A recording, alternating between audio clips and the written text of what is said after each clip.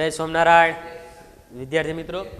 તો આપણે આજે વિષય અર્થશાસ્ત્રની અંદર પાઠ નંબર 7 વસ્તી કે જેની અંદરનો આપણે પ્રશ્ન ભણતા હતા વસ્તી વધારાના કારણો.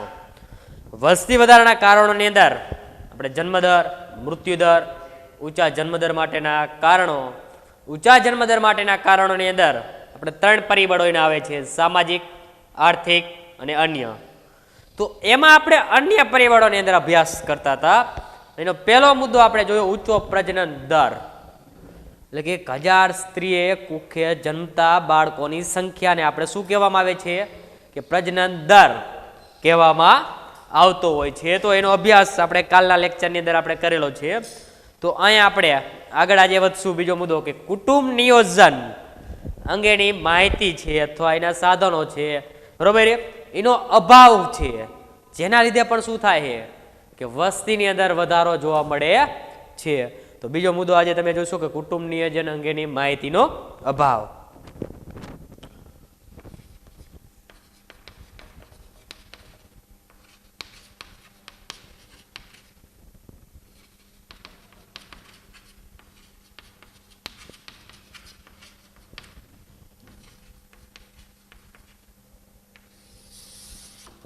અભાવ એટલે એની જાણ હોતી નથી એવો મિનિંગ થાય. આપણે કોઈ કહે ને કે આ વસ્તુ તમને ખબર છે, તમે કહો ના, તો એને અભાવ થયો, આપણે ખ્યાલ ના હોય તે. રેડી? તો કુટુંબ નિયોજન એટલે આ શબ્દ તમે ધોરણ 10 ની અંદર વિજ્ઞાનની અંદર ભણીને આવ્યા હશો સારી રીતે. એટલે એની અંદર વધારે આપણે તમને નથી હું કહેતો કુટુંબ નિયોજન એટલે શું આ તે, બરોબર, આખો લેક્ચર આપણે કાઢવો હોય તો વહી જાય. એના માટેના જે સાધનો આવતા હોય છે કે જે આપણે વસ્તી વધારાને અટકાવવા માટેના છે. તો એની અંદર જોઈશું કે કુટુંબ નિયોજન એટલે આયોજિત માતૃત્વ અને પિતૃત્વ બાળકોની સંખ્યાને મર્યાદિત રાખવી. શું? કુટુંબ નિયોજન એટલે માતૃત્વ અને પિતૃત્વ દ્વારાથી બાળકોની જે સંખ્યા છે એને આપણે મર્યાદિત જ્યારે રાખવામાં આવે છે ત્યારે એને શું કહેવામાં આવે છે આપણે કે કુટુંબ નિયોજન કહેવામાં આવે છે. 1 માર્ક્સની અંદર તમારે પૂછાય તો એ વ્યાખ્યા તમારે લખવાની રહેતી હોય છે. તો આજે આપણે પહેલા તેની વ્યાખ્યા લઈશું કે કુટુંબ નિયોજન એટલે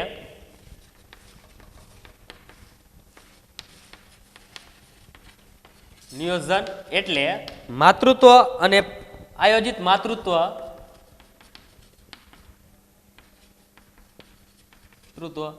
અને પિતૃત્વ બાળકોની સંખ્યા કેવી રાખવામાં આવતી હોય છે કે મર્યાદિત હોય. તો તેને આપણે શું કહેવામાં આવે છે? તો એને આપણે કુટુંબ નિયોજન કહેવામાં આવે છે. જેમ કે આપણે નક્કી કર્યું હોય કે 2 બાળકો રાખવા, એ મર્યાદિત સંખ્યા જે આપણે નક્કી કરો છો, બરોબર, એ શેના દ્વારા? તો કે આયોજિત માતૃત્વ અને પિતૃત્વના જે સંખ્યા કેવી હોય બાળકોની મર્યાદિત હોય, નક્કી કરી હોય, તો એને આપણે કુટુંબ નિયોજન કહેવામાં આવે છે, બરોબર. પણ આગળ જોશું આપણે કે ભારતીય સમાજ આજે આપણે જોઈએ તો કેવો છે કે ભારતનો સમાજ આપણે વ્યાપક છે, એટલે મોટા પ્રમાણમાં છે, જેના લીધે ગરીબી આપણે જોવા મળે છે, બરોબર. ભારતની અંદર ગરીબી જોવા મળી હશે તમને. સામાજિક રીત રિવાજો હોય ઘણા બધા આપણા દેશની અંદર આજે જોયું, સામાજિક રીત રિવાજો એમાંથી જ વસ્તી વધારો થાય. 2 છોકરી હોય, ઘણાના આવતા એમ કહેતા કે હવે આગળ આપણે નથી જોવું, તો બીજા આપણા હોય ખૂણા ખાંચ્યા વાળા, એ ભાષા તમને કહેશે છોકરા વિના તો ના હાલે ને, એકાદ છોકરો તો જોઈએ, આપણે વારસદાર તો જોઈએ જ, પાછું આગળ ધકેલવાનું. તો આ અટકાવવા માટે જ કુટુંબ નિયોજનની આપણે જરૂરિયાત હોય છે. રેડી? તો આ રીત રિવાજો એક તો આપણે નડતા હોય છે, એની સાથે સાથે ધાર્મિક માન્યતાઓ ઘણી બધી હોય. તમને બધાને ખ્યાલ છે ધાર્મિક માન્યતાઓ આપણે ગામડાની અંદર રહેતા હોઈએ, બરોબર, આજે હવે લુપ્ત થતી જાય છે. તે ઘણી બધી ધાર્મિક માન્યતાઓ વગેરે કારણે કુટુંબ નિયોજનને શું થાય? અવરોધ ઊભો કરે છે. અવરોધ એટલે કે એને સફળ નથી બનતા, એટલે કે અવરોધ ઊભો કરે છે. આપણે કહીએ કે કામ કરતા આડો પગ નાખે આય તે, બરોબર, વચમાં અડચણ જે ઊભી કરે એ આ કુટુંબ નિયોજનમાં અડચણ ઊભી કરે. કોણ કોણ? ગરીબી, બરોબર, વસ્તીનું વ્યાપક સ્વરૂપ, ધાર્મિક માન્યતાઓ અને સામાજિક રીત રિવાજો. આ શું કરે છે? તો કે કુટુંબ નિયોજન અંગેમાં અવરોધ ઊભો કરે છે. તો એ નામ આપણે લેશું ભારતીય સમાજમાં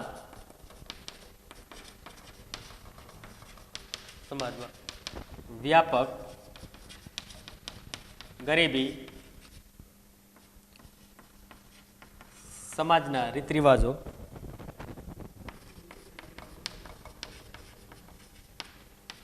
ધાર્મિક માન્યતાઓ શું કરે છે કે કુટુંબ નિયોજનમાં અવરોધ ઉભો કરે છે.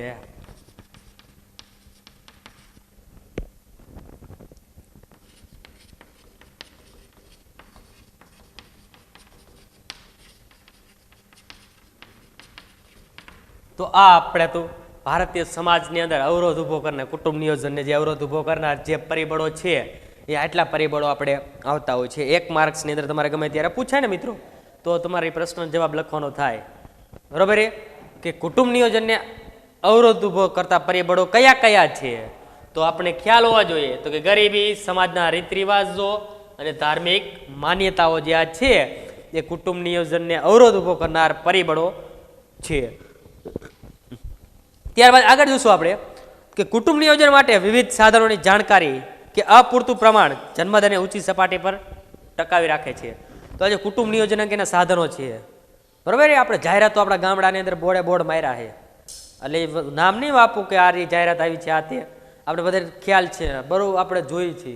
અને એવી જાહેરાતો તો આપણે બહુ વાંચતા હોય. બરોબર, કુટુંબ નિયોજન અંગેની જાહેરાતો હોય, એના સાધનો હોય, એનું અપૂરતું જ્ઞાન હશે તો શું થવાનું હોય? જન્મદર ઊંચો આવવાનો હોય. એટલે એનું સંપૂર્ણ જ્ઞાન તંત્ર મેળવી લેવાનું, જાહેરાત મારી હોય ને તો. રેડી? તો આપણે આગળનો મુદ્દો યાદ રાખવાનો રહેશે કે કુટુંબ નિયોજન અંગેના સાધનો ની માહિતી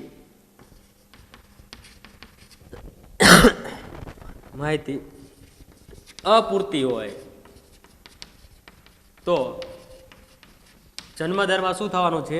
વધારો થતો હોય છે, એટલે અથવા જન્મદર ઊંચો જોવા મળે છે. બરોબર. હવે એના સાધનોની જ માહિતી તમને નથી તો જન્મદર આપને ઊંચો જોવા મળતો હોય છે. તો આ આપણે જો આટલા વસ્તુ યાદ રાખવાની છે. કુટુંબ નિયોજન અંગેના સાધન માહિતીનો અભાવ, તો એની અંદરથી 3 મુદ્દા તમારે ફક્ત યાદ રાખવાના છે. કુટુંબ નિયોજન એટલે શું?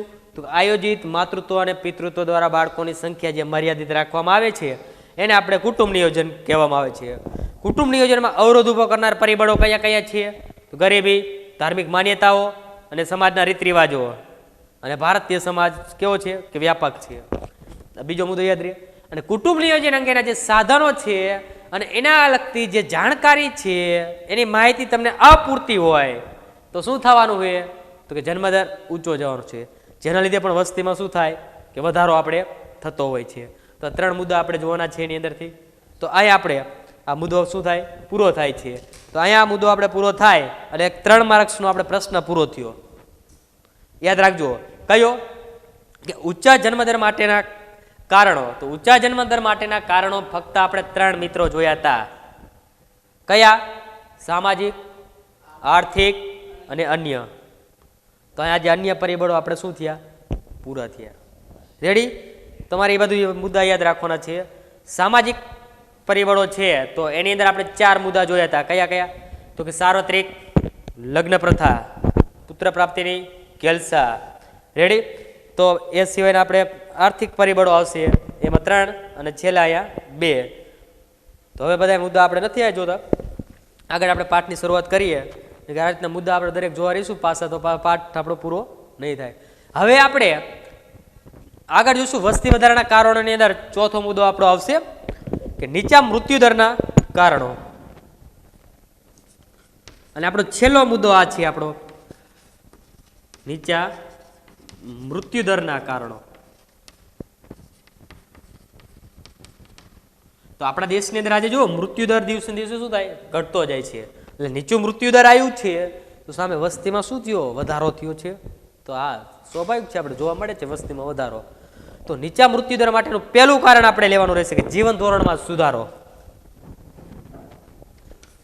તો એની અંદર પહેલો જ મુદ્દો આપણે લેશું, જીવન ધોરણમાં સુધારો.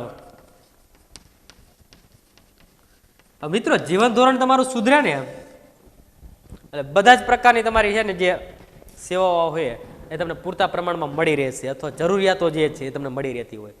ક્યારે જીવન ધોરણ ક્યારે તમારું સુધરું કહેવાય કે તમારી સારી આવક હોય, કમાતા હોય, તો જ તમારું જીવન ધોરણ સુધરે, નહીંતર સુધરે નહીં. એટલે સારી આવક કમાવા માટે આપણે સારો ધંધો કરવો પડતો હોય છે. રેડી? એના આધારે આપણું જીવન ધોરણ સુધરશે તો આપણી પ્રાથમિક જરૂરિયાતો પણ આપણે શું થાય એ પૂરતા પ્રમાણમાં મળી રહેતી હોય છે.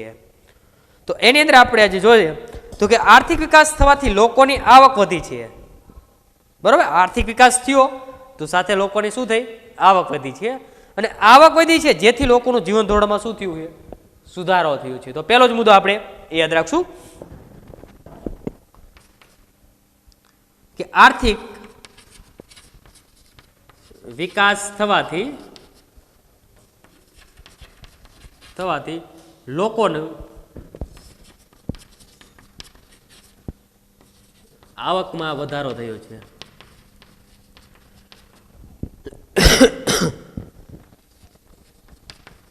બરોબર? અને લોકોની આવકમાં વધારો થયો જેથી તેમના જીવન ધોરણમાં સુધારો થયો છે.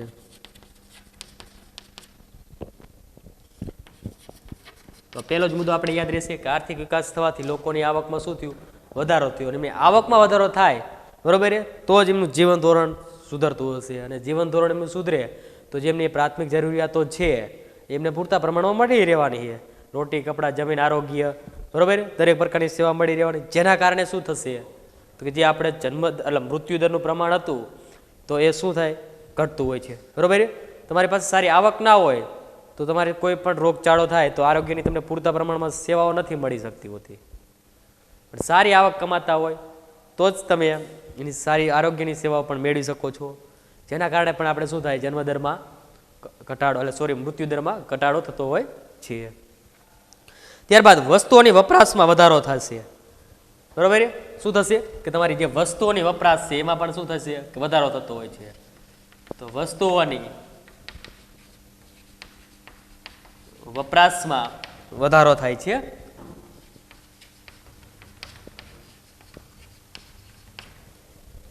ક્યારેક તમારું જીવન ધોરણ જ્યારે સુધરે છે ત્યારે વસ્તુઓની જે વપરાશ છે તો એની અંદર તમે વધારો કરી લેતા હોય છો. જેમ કે આપણે સારી ગુણવત્તાવાળું અનાજ, રહેઠાણની પૂરતી સગવડતાઓ, બરોબર? હવે તમારી આવક વધી તો તમે શું કરશો કે સારી ગુણવત્તાવાળું અનાજની તમે ખરીદી કરશો ને? તો એનું આપણે એક્ઝામ્પલ તરીકે લઈશું. જેમ કે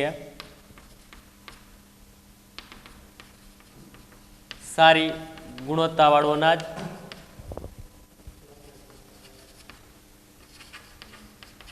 અનાજની આપણે વપરાશ કરશું. પછી આપણે ત્યારબાદ રહેઠાણની પૂરતી સગવડો,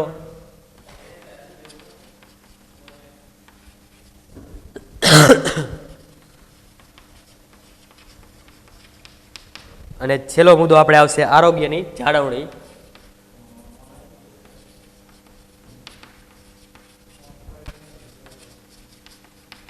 તો આમાં શું થશે? વસ્તુઓના વપરાશમાં આ રીતના વધારો થતો હોય છે.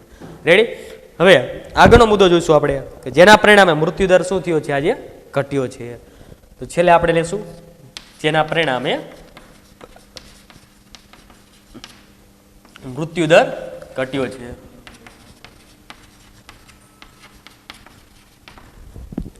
તો અહીંયા આપણો જીવન ધોરણમાં સુધારો જે પહેલો મુદ્દો છે નીચા મૃત્યુદર માટેના કારણોની અંદર એ પૂરો થાય છે. રેડી? તો એની અંદર તમારે પહેલો મુદ્દો શું યાદ રાખવાનો કે આર્થિક વિકાસ થવાથી લોકોની આવકમાં વધારો થાય છે. અને આવકમાં વધારો થશે તેથી એમના જીવન ધોરણમાં શું થવાનું હોય? સુધારો થતો હોય છે. હવે એમનું જીવન ધોરણ સુધારવાનું હોય તો જે એમની વસ્તુઓ છે એની અંદર શું થવાનું હોય? વપરાશમાં વધારો થવાનો છે. રોગચાળા પર આપણે નિયંત્રણ, બીજો મુદ્દો આપણે જોવાનો રહેશે. તો એની અંદર જોઈશું આપણે કે 20મી સદીમાં ભયંકર રોગો હતા. કયા? પ્લેગ, શીતળા, ક્ષય, મેલેરિયા, કે જે જીવલેણ રોગો હતા. બરોબર? જેને એ રોગ થાય ને એટલે એમનું જીવવાનું શક્ય નહોતું રહેતું. એટલા જીવલેણ રોગો હતા જેના કારણે આપણે આગળ જોયું કે 1921ના સાલની અંદર શું થયું? વસ્તીમાં ઘટાડો આપણે જોવા મળ્યો હતો આ રોગોને જ કારણે. તો એ રોગો પર આપણે શું આજે લાવી શક્યા છીએ કે રસીકરણને કારણે નિયંત્રણ લાવી શક્યા છીએ. બરોબર? આજે આપણા દેશ આપણે જોઈએ છીએ કે આજે કોઈને ક્ષય થાય તો એની ખબર છે આપણે સરળતાથી કે એનો કોર્સ આપણે દવાનો આવે એ પૂરો કરી નાખો એટલે શું થાય? મટી જાય છે. પણ એ સમયગાળા દરમિયાન એની કોઈ દવા નથી. આજે જેમ આપણે હાલમાં જોઈએ ને ત્યારે ભયંકર કોરોનો, એ જ સમયગાળાની અંદર એ રોગો ભયંકર હતા અને જીવલેણ હતા રે. અને જેના કારણે શું થતું હતું કે મૃત્યુદર ઊંચો હતો. એ જીવલેણ રોગો હતા જેના કારણે મૃત્યુદર શું જોવા મળ્યો આપણને? ઊંચો જોવા મળ્યો. તો પહેલો જ મુદ્દો તમારે યાદ રાખવાનો રહેશે કે 20મી સદીના બરોબર 20મી સદીના રોગો જેવા કે પોલિયો, પ્લેગ, કોલેરા, મેલેરિયા, ક્ષય વગેરે જીવલેણ રોગો હતા.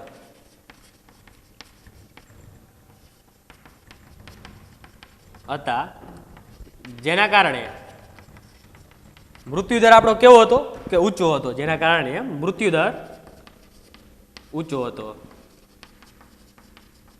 રેડી? તો આપણે મૃત્યુદર ઊંચો હતો ક્યારે?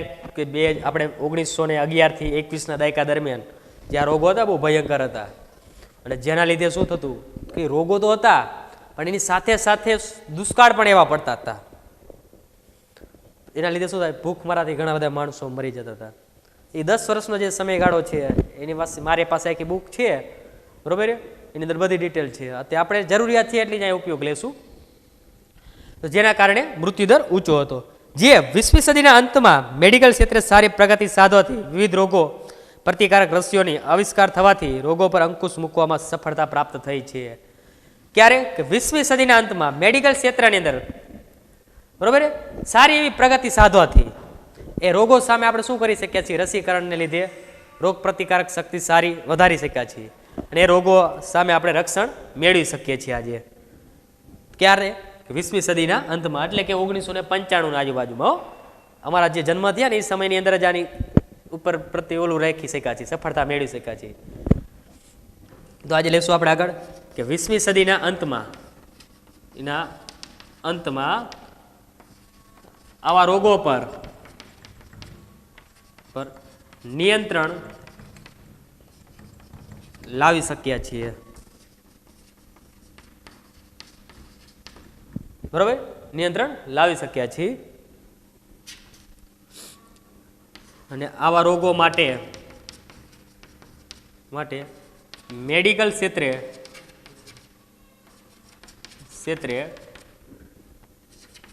સારી પ્રગતિ સાધી છે. તો આ આપણે એની સારી પ્રગતિ સાધી છે જેના લીધે શું થયું કે રોગો ઉપર આપણે નિયંત્રણ લાવી શક્યા હતા. તો આ બે મુદ્દા તમારે યાદ રાખવાના રહેશે. અને હવે આગળ આપણે આવશે કે જેના પરિણામે શું થયું કે મૃત્યુદર પર ઘટાડો આવી શક્યો છે. એટલે મૃત્યુદર આપણો કેવો આવ્યો? નીચો આવ્યો છે. તો છેલ્લો મુદ્દો આપણે લેશું કે જેના કારણે મૃત્યુદર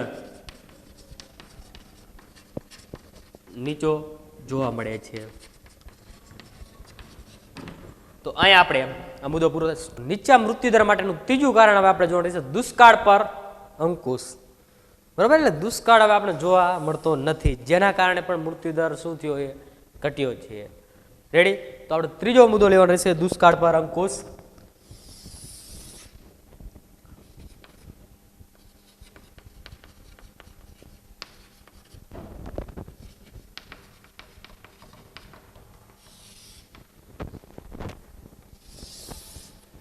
તો એની અંદર આજે આપણે જોઈએ તો પહેલો જ મુદ્દો આવશે કે વિજ્ઞાન અને ટેકનોલોજીના કારણે દુષ્કાળ પર આપણે અંકુશ લાવી શક્યા છીએ.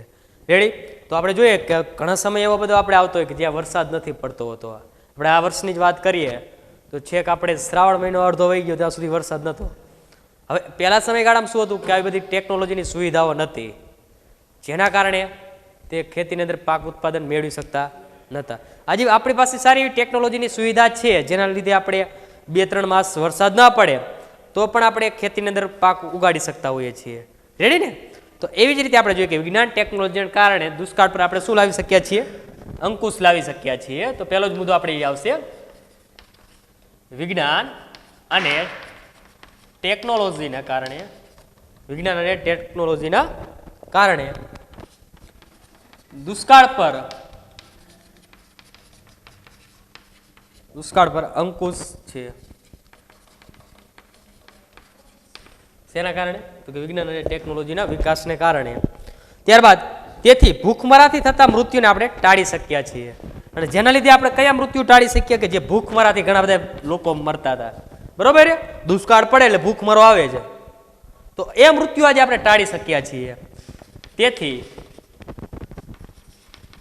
ભૂખમરાથી થતા મૃત્યુઓ ટાળી શક્યા છીએ. બરોબર? એ ભૂખમરાથી જે મૃત્યુ થતું હતું દુષ્કાળને કારણે, તો એ મૃત્યુ આજે આપણે જોવા મળતા નથી.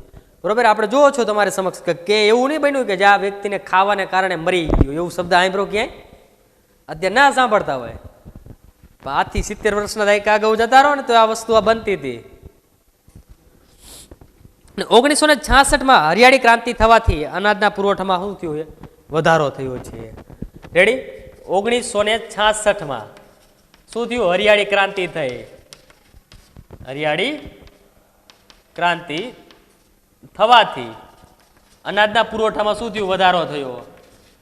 અનાજના પુરવઠામાં વધારો થયો.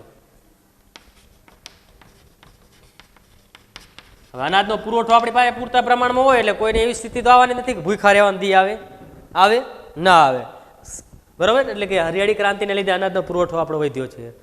અને આગળ દેશનો કોઈ એક અછતગ્રસ્ત વિસ્તાર હોય, દાખલા તરીકે આપણે આજે ગુજરાતની અંદર સારું વર્ષ જીવ છે અને રાજસ્થાનની અંદર એવું પરિસ્થિતિ હોય કે દુષ્કાળ આપણે જાહેર થયો, કદાચ વરસાદ સાવ પણ નથી થતો, તો ત્યારે શું કરશે રાજસ્થાનવાળા લોકો? તો ગુજરાત પાસેથી જે અનાજનો પુરવઠો હશે, એમને જેટલી જરૂરિયાત હશે એ શું કરી લેશે? ખરીદી લેતા હોય છે. બરોબર? એટલે એમને પણ એ ફાયદો મળી જવાનો હોય. એટલે અનાજની હેરફેર પણ આપણે શું કરી શકીએ છીએ? સરળતાથી થઈ શકે છે. આજે વાહન વ્યવહારની ઉપલબ્ધ છે તેના લીધે.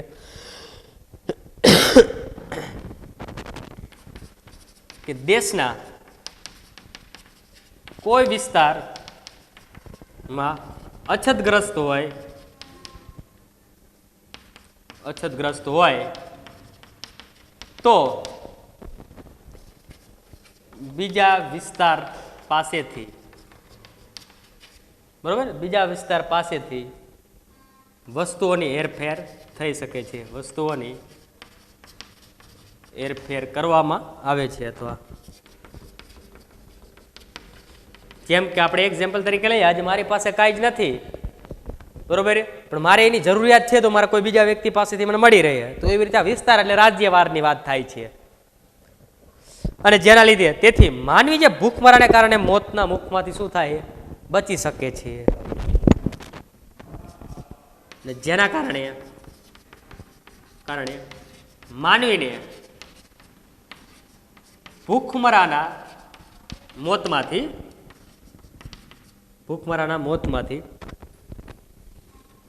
બચાવી શક્યા છીએ. તો હવે જેના કારણે માનવીને ભૂખમરાના મોતથી બચાવી શક્યા છીએ, તેથી જ જન્મદરમાં શું થવાનું હોય? વધારો થવાનો હોય. અને મૃત્યુદરમાં શું થયું? ઘટાડો આપણે જોવા મળ્યો છે. તો આપણો ત્રીજો મુદ્દો હતો દુષ્કાળ પર અંકુશ. તો દુષ્કાળ પર અંકુશની અંદર પહેલો જ મુદ્દો તમારે શું યાદ રાખવાનો? કે વિજ્ઞાન અને ટેકનોલોજીને કારણે દુષ્કાળ પર આપણે આજે અંકુશ લાવી શક્યા છીએ. બીજો મુદ્દો શું યાદ રાખવાનો? તેથી ભૂખમરાથી થતા મૃત્યુ આપણે ટાળી શક્યા છીએ. ત્રીજો મુદ્દો આપણે હરિયાળી ક્રાંતિ 1966માં થઈ, જેના લીધે અનાજના પુરવઠામાં શું થયો? વધારો થયો છે. છેલ્લો મુદ્દો આપણે આગળ યાદ રાખવાનો રહેશે કે દેશના કોઈ વિસ્તારમાં અસરગ્રસ્ત જણાય તો બીજા વિસ્તાર પાસેથી વસ્તુઓની હેરફેર સહેલાઈથી કરી શકાય છે. અને તેથી જે ભૂખમરાથી થતા મૃત્યુઓ છે તે આપણે આજે શું કરી શક્યા છીએ? ટાળી શક્યા છીએ. તો આટલી વસ્તુ આપણે અંકુશ પર નિયંત્રણની અંદર યાદ રાખવાની રહેશે. હવે આપણે એનો છેલ્લો મુદ્દો જોઈશું કે કુદરતી આપત્તિઓ સામે રક્ષણ અને વાહન વ્યવહારની સગવડો.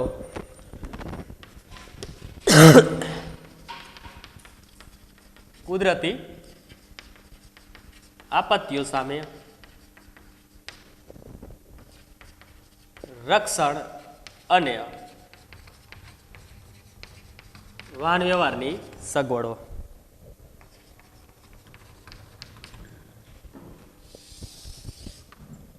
કુદરતી આપત્તિઓ છે જેની સામે આપણે શું રક્ષણ મેળવી શકીએ છીએ અને વાહન વ્યવહારની સગવડો, તો જેના કારણે પણ શું થાય છે આજે કે મૃત્યુદરમાં ઘટાડો આપણે લાવી શકીએ છીએ. તો આપણે આ વસ્તી વધારાના જે કારણો છે એનો આજે છેલ્લો મુદ્દો છે. તો એ આપણે જોતા જઈએ કે દેશમાં પહેલા ધરતીકંપ, સુનામી, અતિવૃષ્ટિ, અનાવૃષ્ટિ જેવી કુદરતી આપત્તિઓના કારણે માનવ મૃત્યુદર ઊંચો હતો. કુદરતી આપત્તિઓ જોયું આપણે કઈ કઈ ધરતીકંપ થતા, સુનામી આવતી, અતિવૃષ્ટિ થતું, અનાવૃષ્ટિ થતી, આવી કુદરતી આપત્તિઓ સામે શું થતું કે મૃત્યુદરનો આ કેવો આવતો ઊંચો આવતો હતો. તો પહેલો જ મુદ્દો આપણે જોશું કે દેશમાં પહેલા ધરતીકંપ, સુનામી, અનાવૃષ્ટિ, અતિવૃષ્ટિ જેવી કુદરતી આપત્તિઓ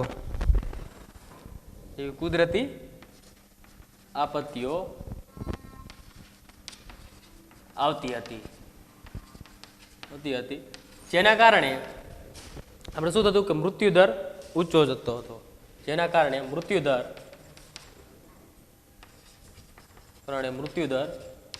ઊંચો રહેતો. ક્યારે કે આપણે આગળના વર્ષોની અંદર વાત કરીએ કે જે પહેલા આપણે ધરતીકંપ આવતો, અનાવૃષ્ટિ, અતિવૃષ્ટિ અને વાવાઝોડું પણ સમાવેશ થાય લખવું હોય તો આપણે. તો આ બધા શું હતા કુદરતી આપત્તિઓ હતી જેના કારણે મૃત્યુદર આપણો કેવો જોવા મળતો ઊંચો જોવા મળતો હતો. અને આજે દેશમાં કોઈ પણ ભાગમાં આ પ્રકારની આપત્તિઓ સર્જાય તો ઝડપી વાહન વ્યવહાર અને સંદેશા વ્યવહારના પરિણામે તાત્કાલિક અનાજ, દવાઓ અને અન્ય જરૂરિયાતો માનવતા ધોરણે પ્રાપ્ત થવાથી મૃત્યુદરમાં આપણે ઘટાડો લાવી શકીએ છીએ. જોયું આજે જો ધરતીકંપ આવે, અતિવૃષ્ટિ સર્જાય કે અનાવૃષ્ટિ સર્જાય તો આપણી પાસે સારી એવી સંદેશા વ્યવહારની પહેલાં તો સગવડતા છે. બરાબર, આ ધાંગધ્રાના અંદર 2 બિલ્ડિંગ પડી જાય તો તરત સમાચારમાં લાઈવ પ્રસારણ થાય. તો સંદેશા વ્યવહારની સારી સગવડ છે. આપણે ધરતીકંપ આવે તો તરત એ સમાચાર પહોંચી જવાના. એ સમાચાર પહોંચે એટલે આજુબાજુના વિસ્તારના જે લોકો હશે તરત શું કરશે, એમને બચાવવા માટે અથવા એમને સહાય કરવા માટે પ્રયત્ન કરશે ને. જેમ કે આપણે ખ્યાલ છે કે ધાંગધ્રાની અંદર ધરતીકંપ આવે તો બીજા વિસ્તારના લોકો આવે કે ના આવે તો આવે જ. તો એ શું થયું, વાહન વ્યવહારની સારી સગવડતા ઊભી થઈ છે. અને વાહન વ્યવહાર અને સંદેશા વ્યવહારને કારણે જ આપણે દવાઓ છે, કોઈ વસ્તુઓ છે, અનાજ છે તો તેમના સુધી આપણે પહોંચાડી શકીએ છીએ. અને જેના કારણે પણ આપણે મૃત્યુદર શું કરી શકીએ છીએ, ઘટાડી શકીએ છીએ, વાહન વ્યવહારની સારી સગવડતાઓને કારણે પણ. તો આપણે આગળનો મુદ્દો યાદ રાખશું કે આજે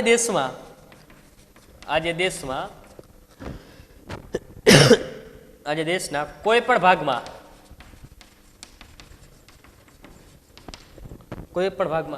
આ પ્રકારની એટલે કે ઉપરની જે આપત્તિઓ છે તે આ પ્રકારની આપત્તિઓ સર્જાય તો ઝડપી વાહન વ્યવહાર અને સંદેશા વ્યવહાર અને સંદેશા વ્યવહારને કારણે તો સંદેશા વ્યવહારના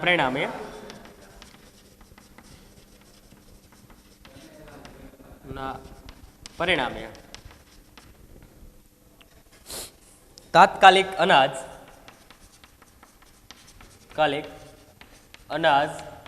દવાઓ અને અન્ય જરૂરિયાતો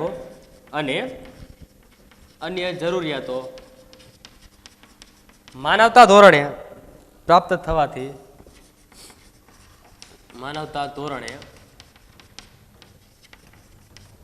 થવાથી મૃત્યુદરમાં ઘટાડો થયો છે.